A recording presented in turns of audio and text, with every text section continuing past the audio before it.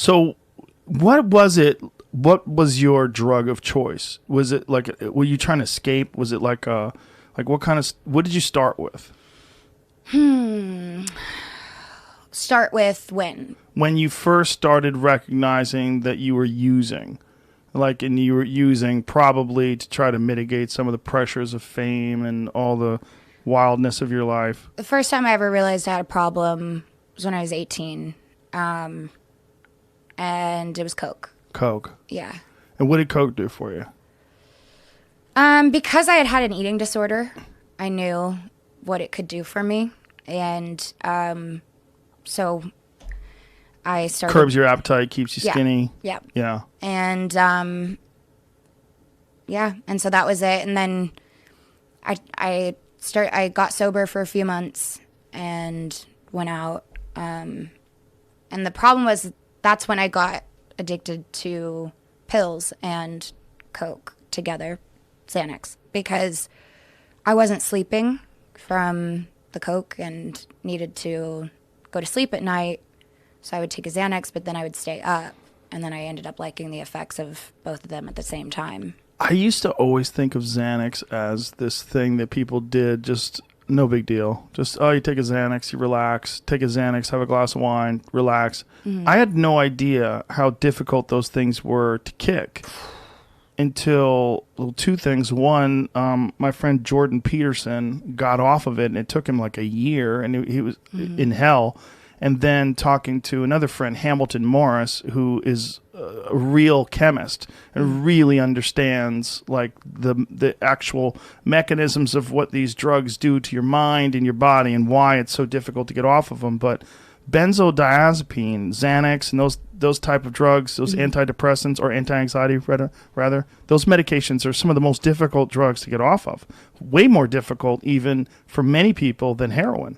Yeah, so in my experience, when I have withdrawal from heroin, I'm not worried necessarily about what's going to happen to me physically. When I have had to come off of Xanax in the past, I've had to talk to a doctor about it, get on a prescription to get off of it.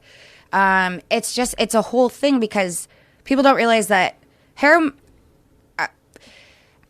I don't know if anyone has died of a heroin withdrawal, but it's not typical for people to die from heroin withdrawals. It's typically alcohol and benzodiazepines. Yeah, those are the two big ones. Yeah, those ones, because without properly withdrawing off of them, you can go into a grand mal seizure. And that's where it gets scary.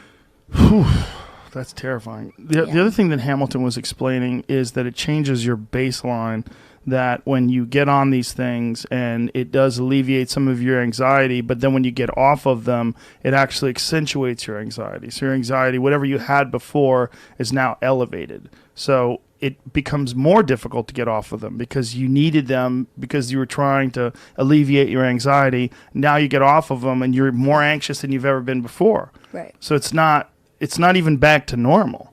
Right. Is that what it felt like with you? To be honest, the last time that I had to withdraw from benzos was 10 years ago.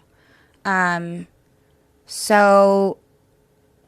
remember... How old are you now? 28. So you were 18 years old and you were withdrawn from benzos. Or 19. 18 or 19, yeah. And that experience, I just remember... It was my first time ever going into withdrawals from something, and I felt like I had the flu. I was on the couch for a week, just watching TV, sleeping. It was not fun. I had no energy because I was coming off Coke, just sleeping. It was What not, did they put not good. on? What did they put you on to help you get off of benzos? Some other thing. I don't know. It was a prescription that my psychiatrist gave me.